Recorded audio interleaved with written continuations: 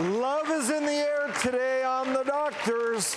We're tackling your difficult sex and relationship questions in a special edition of Ask the Doctors. Psychologist Dr. Cortney Warren joins us to help you with your relationship woes. So our first question comes from Didi, and I see Didi in the audience. How can we help you? Well, I am recently out of a 20-year relationship, and I just want to put my best foot forward and not fumble. So I want advice about how to dip my toe back into the dating pond. Good question. And Dr. Warren, Courtney, Yes. we're going to let you take it away. Breakups are so tough, right? And you were in a 20-year relationship. Yep. This is like getting divorced. This is a long time. Yes.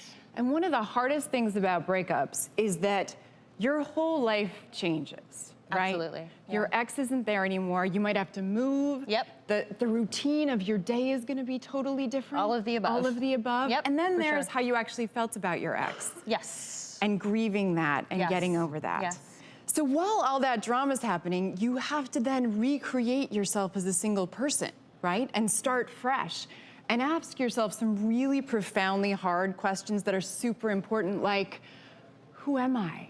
And where am I going now? And what do I want to do with myself? And what do I hope my next relationship Will look like. Yeah. So when people ask me about relationships, what I usually say is, the apps are probably a little bit scary. Yes. You've never done them. Yeah. The dating is going to be feeling really new. What I really want you to do is focus on yourself and be okay.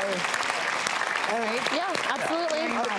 You know, Dr. Brian, I would like to go to you for a second and pick your brain. You know a little bit about relationships from your experience. Yeah, on I mean, Bachelorette. 20 years, I mean, that's obviously sounds like it was emotionally draining, but I agree with the doctor. I think you should definitely work on yourself spiritually, mentally, physically, like do hobbies that you like to do. Yeah. Get your mojo back. I kind of work on yourself, because if you go into another serious relationship, you know, with all this baggage and all these harbored feelings, you know, it's not going to be fair to you or the other person that you're dating. So yes, have fun, go out and date, but at the same time, work on yourself, build yourself up, so that when you do get into that relationship, you know, you're giving your all. I mean, you know, I would also say that so much has changed. You know, Didi, 20 years ago, you know, Exactly. The Bachelor wasn't around 20 years ago.